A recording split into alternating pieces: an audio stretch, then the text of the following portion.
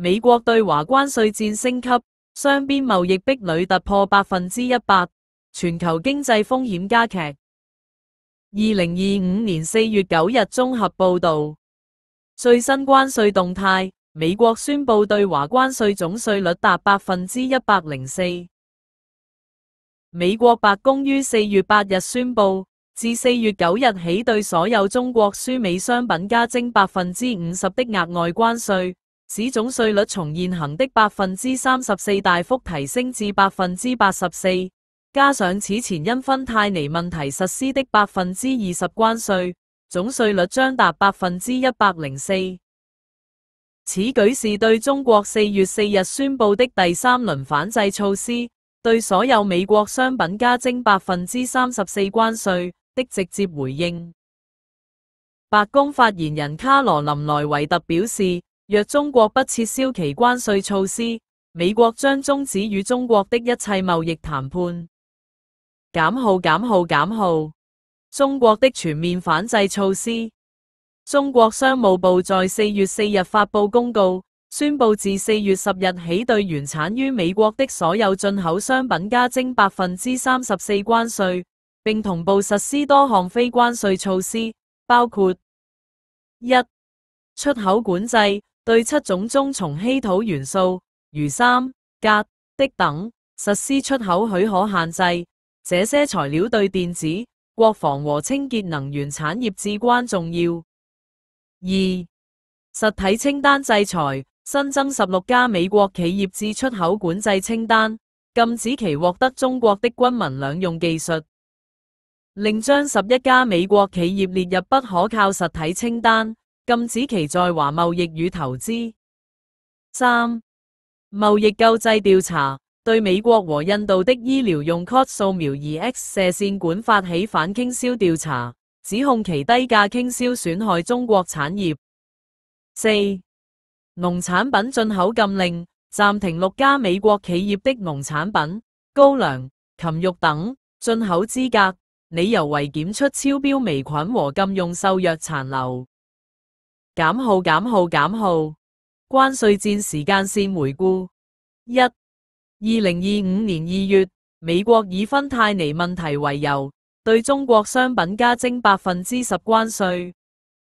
中國隨即對美國煤炭、液化天然氣等加徵15%關稅，並對原油、農業機械等加徵10%。2. 2025年3月，美國將關稅提高至20%。中國反擊，對美國農產品如小麥、大豆加徵10%到15%關稅，並暫停部分大豆和原木進口。3.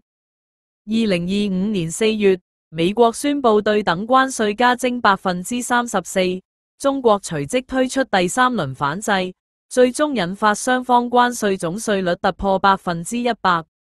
減號，國際影響與市場震盪。全球供應鏈風險，中國的稀土出口管制可能衝擊美國國防和科技產業供應鏈，而美國的高關稅將推高消費電子產品價格，迫使企業轉移生產至墨西哥、越南等地。股市動盪，4月8日美股全線下跌，道瓊指數跌0.84%，納斯達克跌幅達2.15%。亞洲市場跟隨走低，日經指數開盤跌3%，香港暫跌2.76點。WTO 訴訟與國際壓力，中國已就美國的3輪關稅措施向世界貿易組織 WTO 提出申訴，指控其違反國際貿易規則。歐盟則呼籲中國協商解決貿易爭端，避免廉價商品轉向歐洲市場引發傾銷風險。減號，專家觀點與未來展望。中國立場，商務部強調反制措施正當且必要，並稱將戰鬥到底。觀察者網專欄作者曾經指出，美國歷史上長期依賴保護性關稅發展工業，當前政策是特朗普重拾關稅立國傳統的體現。美國國內爭議，經濟學家警告，高關稅可能加劇通脹並導致失業，而企業界擔憂成本上升將削弱競爭力。減號減號減號。結語：此次關稅戰的升級標誌着中美經濟脫鈎風險達到新高，雙方短期內均無妥協跡象。全球經濟恐面臨更嚴重的通脹壓力與供應鏈分裂，國際社會呼籲通過多邊框架緩解緊張局勢，但談判前景仍不明朗。新聞來源綜合自白宮公告、中國財政部、CNN、觀察者網等。